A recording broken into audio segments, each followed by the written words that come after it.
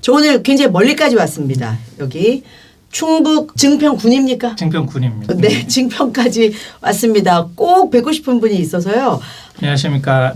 저는 대치동하고 강남에서 20여 년 정도 대입하고 편입 입시 지도를 하다가 지금은 충북 증평에 내려와서 프리랜서 작가로 지금 책도 쓰고 이제 틈틈이 강의도 하고 그렇게 지내고 있고, 제가 아이가 좀 늦게 생겨서 네. 7살, 5살 개구장이 두 아들을 이 자연 속에서 좀 키우면서 또 저랑 뜻을 같이 하는 분들하고 좀 새로운 교육적인 도전을 좀 해보고 있습니다. 어떤 연대하는 네. 무슨 모임도 가지고 계세요?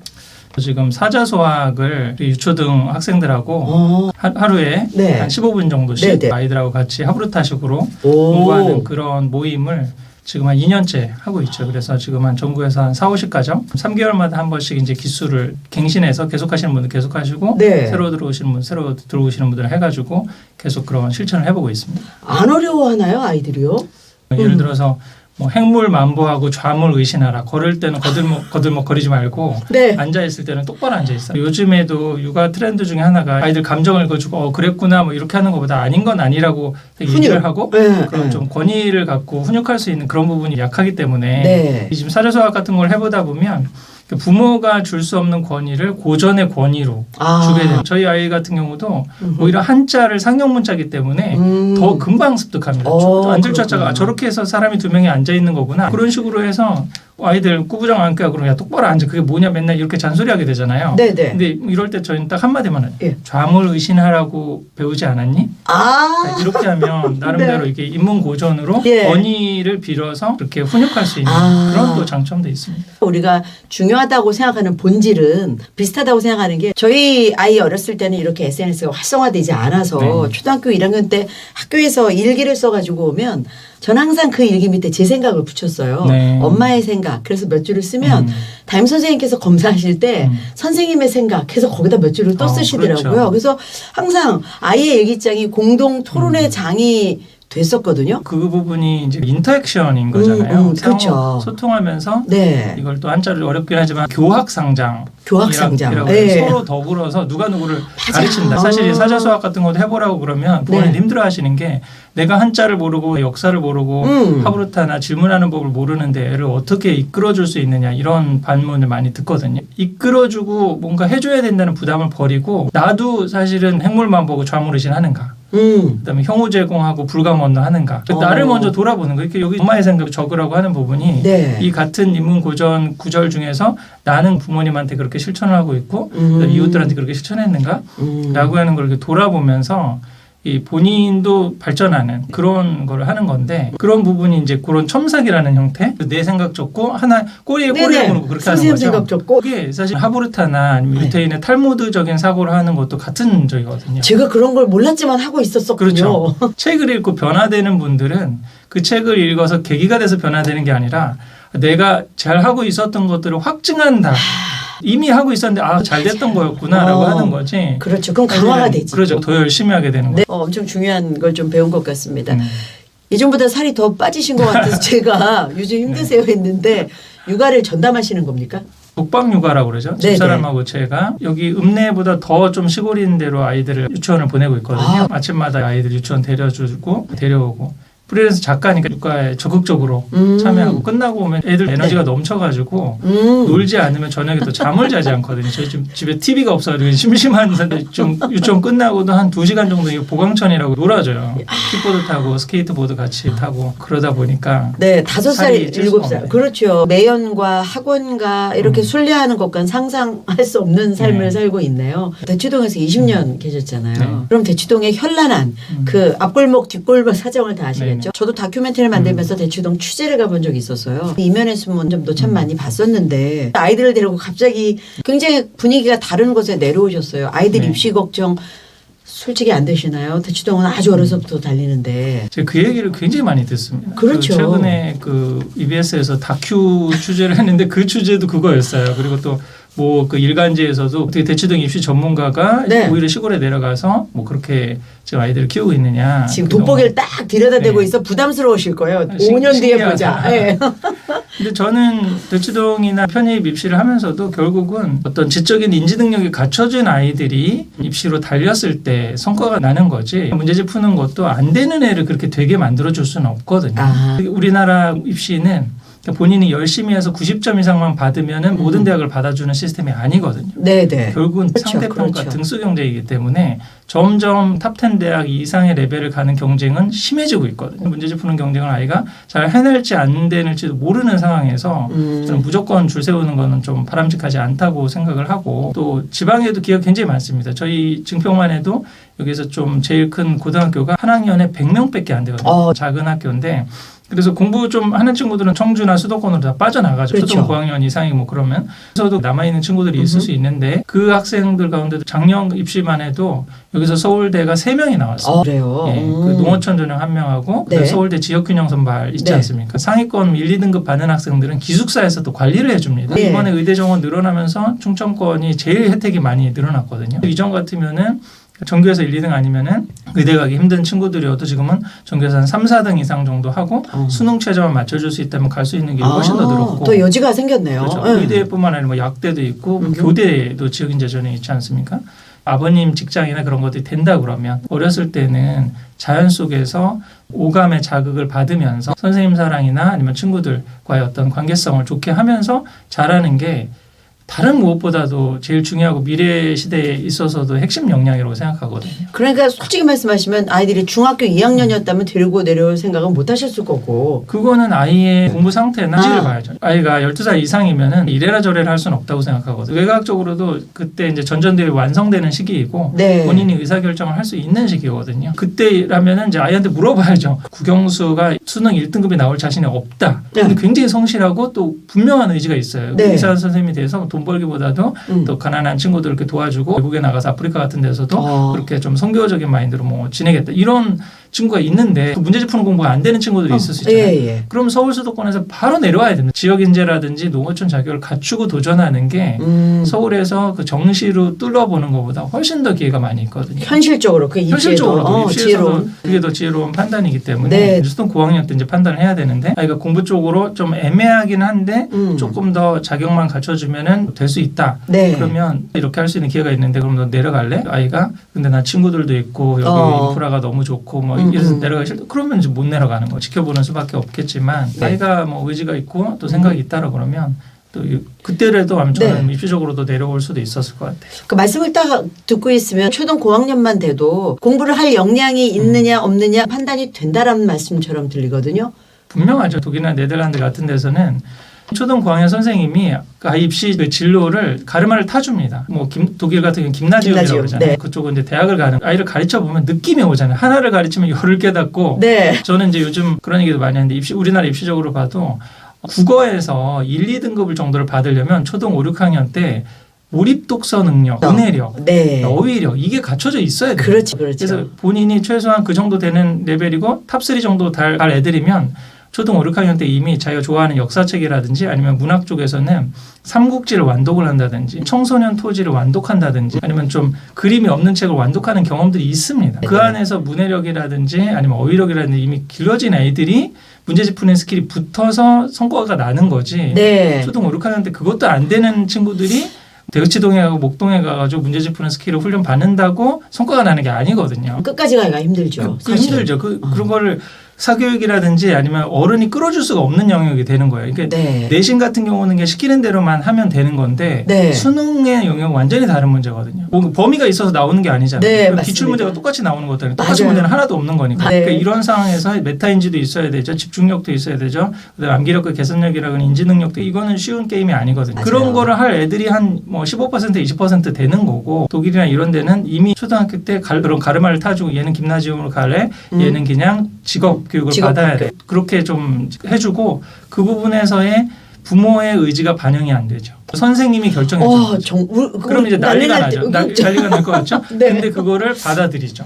이 부분은 또 복잡해진 환경이에요. 얘기일 수 있는 맞아요. 사회가 대학을 안 나와도 네. 충분히 살 수 있는 그 전제가 있어야 되죠. 최근에 제가 일본 출장 갔다 왔거든요. 네네. 일본만 해도 대학을 안 나왔다 해서 차별이 그렇게 심하지가 않습니다. 나름대로 할 수 있는 지역사회에서 역할들이 있고 그렇기 때문에 일본 고등학생들도 입시로 달릴 애들은 다니지만 그렇지 않은 애들은 동아리 활동을 굉장히 많이 해요. 그렇게 해서 먹고 살 수 있고 경제적으로 탄탄할 수 있다면. 예, 그렇게 하고 나름대로 취업도 되고 우리나라 같은 경우는 양반이라고 하는 사회가 그냥 일제시대를 거치면서 완전히 없어지면서 새로운 계층 경쟁을 학벌로 하기 시작했던 거거든요. 학벌이 그것도 대학원이 중요한 것도 아니에요. 학부로 어디를 나왔느냐가 평생을 따라다니고 그 사람의 계급이 되는 사회가 됐는데 그 힘으로 우리가 경제 발전을 하고 그런 부분도 있거든요. 역사적으로 그래 왔죠. 이제 엄청난 폐해를 낳아가지고 자식 세대까지 이제 고통을 받는. 이거는 진짜 한 문제로 말하기 어려운 그런 네. 게 있어서 비교해보기도 좀 어려운 면이 있어요. 요즘 경쟁이 너무 치열하니까 어렸을 때부터 선행을 굉장히 많이 해서 빨리빨리 따라가야 된다라고 생각하는데 미리 그걸 안 해놓으면 애가 역량이 있는데도 부모가 무지해서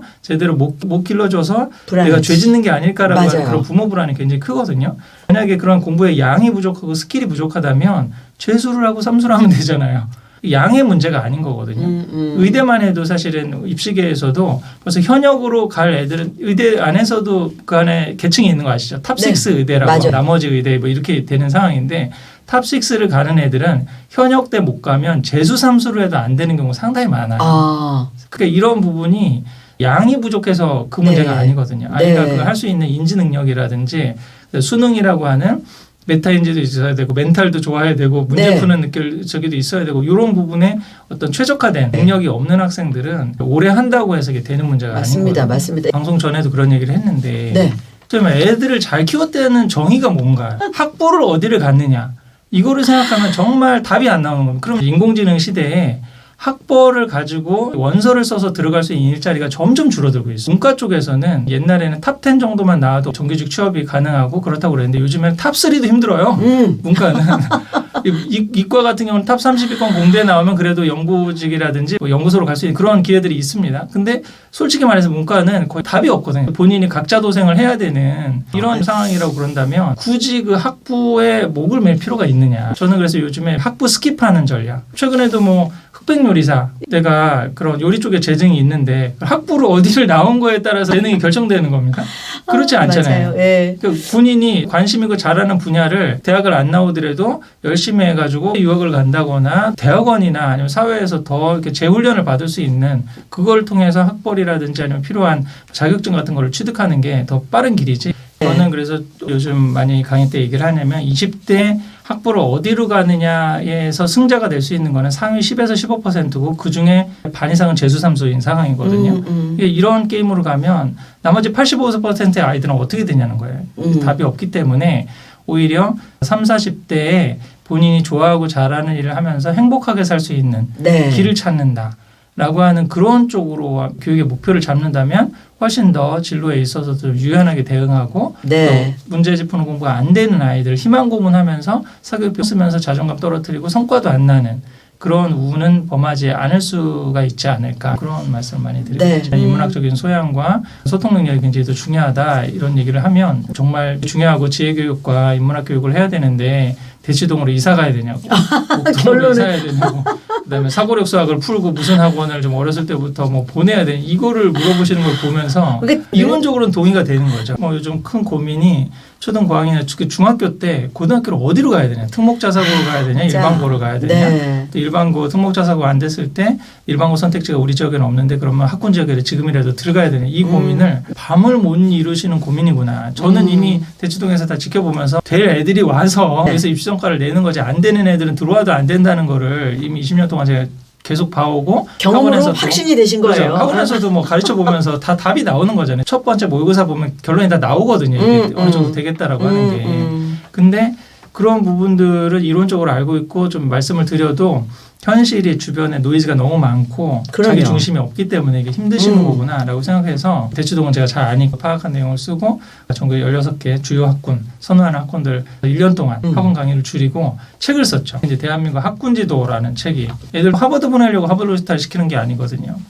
지혜롭게 살고 사람다운 삶을 살게 해주기 위한 교육적 관심인데 우리의 교육적 관심은 신분 상승과 돈 많이 버는. 아까 학벌이라고는 평생을 따라다니는 꼬리표인데 최소한 무슨 대학은 나왔다고 해야 네가 꿀리지 않고 살지. 이 신분적인. 사실은 지금 이 교육 채널을 보고 계신 구독자님들은 나름대로 희망이 있는 거예요. 여기서 좀 중심을 잡고 맞아요. 예, 저는 입시를 하지 말라, 사교육을 하지 말라 이런 얘기는 아니거든요. 네. 될 애를 시키라는 거죠. 우리나라 교육은 문제집 푸는 공부만 잘 다니면 가성비가 굉장히 좋은 교육. 만약에 문제집 푸는 공부가 싫어가지고 아이를 국제학교 같은 데 보내서 뭐 다양한 활동하고 가능성을 보고 뽑아주고 뭐 그런다고 그러니까 국제학교를 보내서 의대를 보낸다고 생각하세요?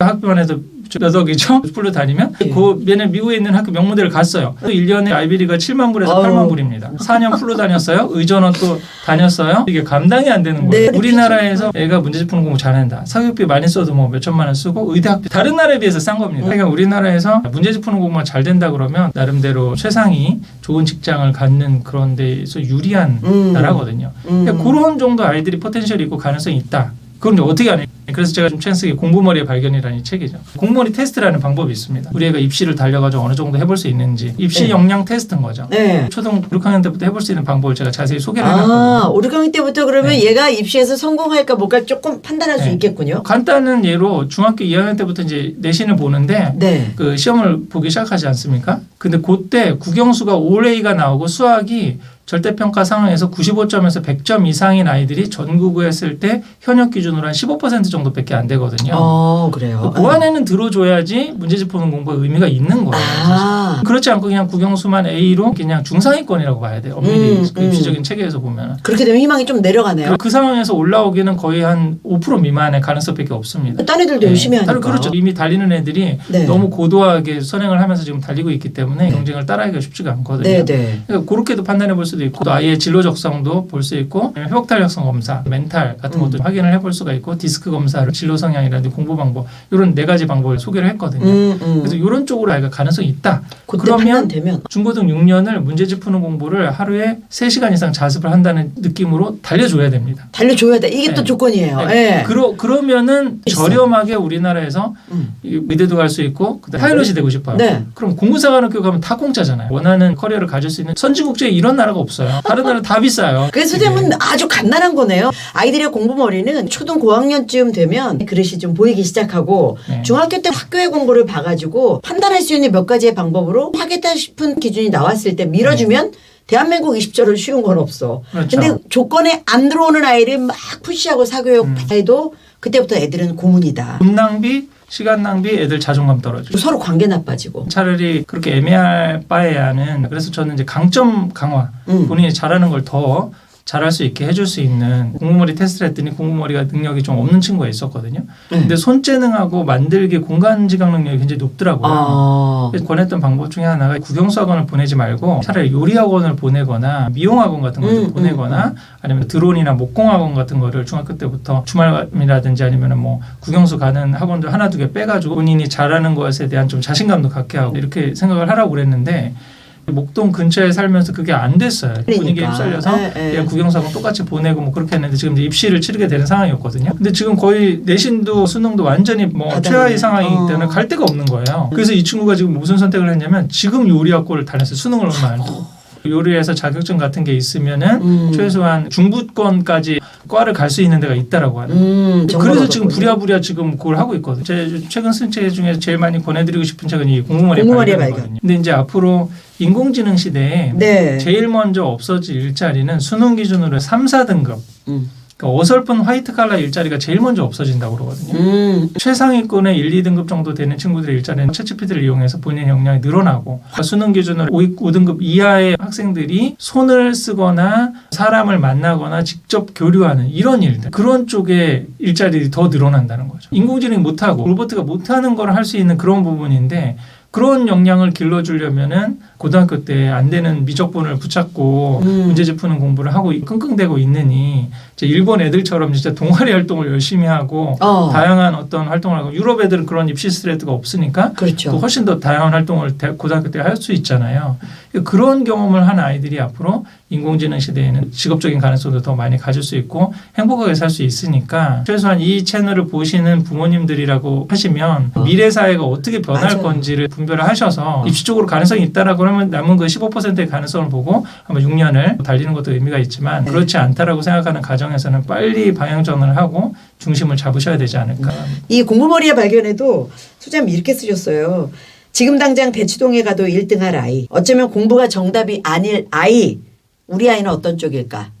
그러면 네. 소장님도 아이가 초등 고학년에 보여주는 어떤 특성에 따라 아이들을 좀 리드하실 생각이신가요? 저는 그럴 생각이고요. 지금 7살, 5살인데 네. 지금 어렸을 땐 재능이 드러나는 시기는 아니잖아요. 그쵸. 관철을 하고 그거를 객관적인 기준으로 해서 교육부 커리어넷에 있는 진로심지 검사라고 하는 그런 게 있거든요. 사실 저는 둘째 같은 경우는 5살이긴 하지만 요리를 굉장히 좋아해요. 만드는 걸 굉장히 좋아하고 운동이나 공간 지각 능력이 있는 게 사실 보이거든요. 인지사교육은 하나도 하지 않거든요. 학습지도 풀리지 않고 자연 속에서 놀고 방학 때는 약간 한 달 살기 개념으로 해외 여행을 다니고 있어요. 저희는 이제 네. 사자 수학하고 책 읽어주는 거 그것만 하고 요즘 아이가 이제 포켓몬에 관심이 많은데 제가 이제 일본 출장도 갔다 왔다고 그랬잖아요. 거기 가서 일본어로 된 책을 갖다 주고 그러면 거기 관심이 있어서 이게 무슨 글자 이런 식으로 자극을 주는 정도로 그렇죠. 그렇게 하고 있죠. 초등 5, 6학년 전까지는 양적 선행보다 질적 몰입이 중요하다고 생각하거든요. 네. 부모가 무지해서 애가 재능을 썩히는 전 법은 없다고 생각하거든요. 주변에 가르쳐 주시는 거죠. 최근에 임찬 유명하신 피아니스트 네. 있잖아요. 그분도 동네 피아노학원을 보냈더니 피아노학원 선생님이 얘는 여기 있을 애가 아니다. 이런 식으로 알려주는 거죠. 나한테 배울 레벨을 넘었으니까 더 좋은 선생님 찾아가서 하는 그런 식으로 나타날 수 있다고 생각하거든요. 재능은 보여지게 되어 있고 그렇죠. 그걸 우린 뒤에서 잠깐만 밀어주는 밀어주고 거군요. 네. 소위 말해서 자식 잘 키웠다, 자식 잘 됐다라고 하는 거는 자식 복이 있는 거예요. 자식을 잘 만난 거지 수능 만점을 키운 자녀가 네. 있어요? 그러면 그 둘째도 수능 만점 받았나요? 그 대치동에서 애를 잘 키워가지고 서울대 카이스트를 보냈어요? 그 셋째, 넷째나 남의 집 자식도 그렇게 해줄 수 있나요? 친척도 그렇게 해줄 수 있나요? 아니잖아요. 맞아요. 그리고 어느 집은 맞벌이를 했는데도 애가 잘 돼요. 어느 집은 전업을 했는데도 안 돼. 영어 유치원서부터 풀로 달리고 무슨 설명회 다 따라다니고 뭐 웩슬러에 무슨 검사 다 하고 뭐 그랬는데도 안 되는 집안은 안 되는 거예요. 마이데스 선이 네. 따로 있는 건 아니다. 네. 이걸 어떻게 설명해요? 이 우주적인 현상을 어떻게 설명해야 돼요? 결국은 성과를 낸 거는 자식을 잘 만난 거죠. 공부 잘하는 애를 하늘로부터 부모도 받은 거예요. 그래서 책을 한 권 쓴 거거든요. 학력은 가정에서 잘한다는 책이 있는데 제가 20년 동안 입시 현장에서 수많은 부모들 봤잖아요. 영어 유치원 보낸 분도 있고 아닌 분도 있고 영어 동화책 읽은 분도 있고 아닌 분도 있고 그다음에 붙잡아 놓고 한자를 하루에 하나씩 쓰게 한 부분도 있고 그냥 맞벌이 부부에서 정신없고 바빠가지고 그냥 놓아놓고. 뭐 이렇게 놓아놓고 그런 집안도 있고 별의별 집안들이 다 있는데 입시 성과도 제대로 나고 아이들과의 관계도 좋은 부모님이 하시는 공통적인 얘기가 뭐였냐면 공부는 지가 한 거지 제가 뭐 해준 게 있나. 되게 무책임하게 들리는데 진짜 그렇죠. 진짜 그래요. 진짜 네, 그런 진짜 거예요. 될 애가 열심히 해서 된 거지 안 되는 애를 부모의 힘으로 바꿔줄 수는 없는 거예요. 부모의 영역이 아니거든요. 학원은 잘하는 거를 더 잘하게 해주거나 유지해 주는 거지 못하는 애들을 잘하게 해줄 수는 없어요. 수학 같은 경우만 해도 중학교 수학 같은 경우는 양쪽으로 밀어붙이고 비슷한 문제 계속 반복 풀려가지고 90점 이상 맞게 해줄 수 있거든요. 예. 근데 고등학교 가서 상학함수 지수로고 나오기 시작하면 수학적 사고력이 있어야 풀 수 있는 거지. 그래서 어떤 학생들 같은 경우는 중학교 때까지는 언어 능력으로 커버를 해서 공부를 잘하는지 착각을 하는 경우가 있어요. 근데 고등학교 가서부터 와르르 무너지는 아이들이 있거든요. 아무리 노력을 하고 5-6시간을 수학 문제를 풀어도 안 되는 친구들이 있어요. 그게 공간 지각 능력이 없거나 수학적 사고력이 없으면 아무리 문제를 반복하고 재수삼수를 풀린다고 그래도 네. 수능 2등급 이상을 수능 기준으로 내신은 이제 학교마다 다르니까 한계치가 부족한 친구다. 그럼 이제 전략을 바꿔야 되는 거야. 그러면 지역인재 전형이라든지 농어촌 그런 전형이라든지 식으로 전국의 100위권에 내신 경쟁이 치열한 학교를 가지 말고 멘탈을 잡고 좀 내신이 수월한 데 가서 수학을 1등급을 못 받더라도 내신을 성실하게 하면 수행평가가 20-30%거든요. 지필고에서는 85점 정도만 해도 1등급을 받을 수가 있어요. 내신은 범위가 정해져 있죠. 성실함으로 커버갈 수가 있어요. 근데 수능 수학 1등급은 성실함으로 커버가 안 됩니다. 이게. 그러니까 지금 뭐죠? 네. 미적분 못한다고 지금 우리 문과생이 그게 아니잖아요. 그렇지 않거든요. 말씀 듣고 보면 사교육도 결국 다 필요 없어는 아니에요. 잘하는 아이가 더 잘하게 하거나 조금 부족한 부분을 보충해 줄 때는 의미가 있어요. 그때는 의미가 있다. 입시적으로 아닌 친구들은 그럼 어떻게 해야 되느냐. 그 중하위권 친구들은 어떻게 해야 되느냐. 중학교 때 결정되니까 그 영어 유치원부터 달려야 맞아, 된다라고 생각하는 맞아. 분위기가 지금 너무 강하거든요. 우리 아이의 역량에 맞는 로드맵을 찾아보시는 게 어떨까라고 문제 제기를 해드리는 거죠. 그 보통 우리는 상위 1% 아이들이 하는 학습법, 학원 이런 걸 따라가게 그렇죠. 되어 있잖아요. 공부의 정의를 다시 해야 되는 거죠. 배우고 익히는 게 공부거든요. 문제 지문은 공부일 수도 있고 요리일 수도 있고 운동일 수도 있고 사람 만나는 능력일 수 있고 이제 하워드 가드너가 말하는 다중지능적인 개념인 거죠. 예. 본인이 수능이 다 1등급이다. 그러면 얼마나 많은 선택 기회가 있겠어요. 그렇지. 요즘 의대로 막 쏠림이 있기 때문에 첨단 공대가 완전히 통통 비는 지금 상황이고 한국 사회에서 그런 걸 잘 활용해 보시면 되는데 하위 85%다라고 하면은 졸업하고 나와도 취업이 안 됩니다, 사실. 결국 아르바이트 뭐 하다가 구직 포기를 하다가 집에서 은둔형 외톨이로 게임하고 유튜브하고 엄마가 해주는 밥만 먹고 살겠다. 한 30만 넘어간다는 거 아니에요? 네. 이런 식으로 갈 수도 있다는 거죠. 그렇죠. 이 상황에서 중심을 잡지 못하면 한 10년 후에 이게 뭐지? 대학 나오고 다 했는데 왜 애가 취업이 안 돼? 그 상식적인 고민을 하실 가능성이 많다는 거죠. 2028년도 대입제도 개편안이 네. 주위의 중학생 엄마들 만나보면 어떻게 해야 돼요? 2028 대입 개편안에서 수능 선택 과목이 빠지고 뭐 상대평가 내신 9등급이 5등급으로 축소되고 뭐 여러 가지 변화가 있는 것처럼 보이지만 가장 큰 핵심은 수능이 9등급이 유지가 된다는 거예요. 지금 고교학점제를 적극적으로 도입하려고 그러는데 이것도 거의 좀 물거품이 될 가능성이 상당히 많거든요. 9등급 내신의 부담을 완화시켜주겠다고 네네. 하는데 여전히 상대평가 내신이기 때문에 한계가 있거든요. 네네. 가장 큰 게 수능이 안 없어진다는 거예요. 고등학교 때 어느 과목을 선택하든지에 대한 그런 유불리가 없어야 되는데 네. 지금은 수능 과목이 남아있고 9등급제가 내신이 있으면 수능에 도움이 되는 과목을 선택할 수밖에 없는 그렇죠. 상황이잖아요. 이게 스텝이 꼬여가는 상황이고 엄밀히 말하면 정시 비중이 줄어야 되는데 상위 16개 대학이 40%로 계속 고정된 상황이에요. 지금은 아무리 고등학교 때 진로 적성에 맞는 고교학점제에 맞는 다양한 저기를 해도 수능 점수가 안 나와주면 네. 본인이 원하는 학교로 갈 수 없는 체제입니다. 그래서 결국은 바뀐 게 별로 없다. 여전히 국영수가 중요하고요. 예. 그다음에 내신이 중요합니다. 주어진 과목을 열심히 하고 성실히 하는 것. 그게 지금 최선의 가정이라고는 방법이지 네. 제도가 바뀐 거에서의 유불리한 거는 실제 입시 현장에서 한 5% 정도 그런 전후백기 되지가 않아요. 피부에 와닿을 변화는 별로 없는 거네요. 네. 제도가 바뀌기 때문에 안 되래가 막 되고 네. 대래가 떨어지고 이런 일은 없습니다. 기본적으로 국영수와 내신은 이제 성실함이거든요. 소장님의 아이들 5살, 7살 아이들이 대학 갈 때쯤 되면 입시가 천지개벽하지 않을까? 어떻게 예측하세요? 앞으로 학군과 아니면 입시는 10년이 마지노선이라고 생각하거든요. 지금 태어난 애들 20만입니다, 여러분. 20만이면은 여학생들 군대를 가야 되는 상황이고요. 외국인 노동자보다 한국말만 잘하면 다 취업이 되는 시대입니다. 사람이 없는 거죠. 사람이 없습니다, 예, 지금. 예. 우리나라 유지대를 60만이 있어야 되거든요. 네. 지금 보는 수능 인원이 한 40만이에요. 근데도 이 아이들한테 제공할 수 있는 일자리가 신규 창출할 수 있는 일자리가 10만 미만이거든요. 그래서 힘든 건데 지금 20만의 아이들이 수능 보는 시대가 되면 그 가고 싶어하는 일자리에 50% 이상은 다 갈 수 있는 상황이고 인공지능이 발달하면 굳이 수능을 보지 않고도 아예 재능이나 역량 같은 경우들 다 판단할 수 있는 객관적 기준들이 나올 거예요. 앞으로 인공지능 시대에 내가 열심히 하고 학부까지 나오고 대학원까지 나왔는데 인공지능에 대체되는 직업들이 굉장히 많을 거거든요. 그랬을 때 나는 왜 살고 어떻게 살지? 라고 네. 하는 인문학적인 질문을 답할 수 있는 네. 그 소양을 기른 아이들이 더 행복하게 살 수 있는 가능성이 많을 것이다. 그런 좀 미래를 내다보시고 중심을 잡으시는 교육을 하시면 좋을 것 같습니다. 최근에 만난 정신의학과 전문의가 저한테 그 얘기하더라고요. 예전엔 중2병이 정말 무서웠지만 현실적으로 대2병이 정말 두렵다. 대학교 2학년쯤 돼서 자기 진로에 대해서 확신이 없고 나 뭐 해 먹고 살지? 그제서야 눈 뜨는 젊은이들이 너무 많다는 거죠. 중2병은 시간이 해결해 주지만 대2병은 더 심각하다. 저 그 말이 진짜 가슴에 왔어요.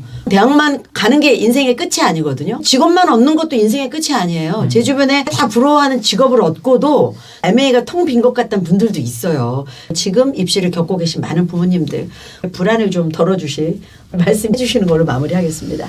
같은 또래 엄마들과의 커피숍 토크를 피해라. 그런 얘기 많이 하거든요.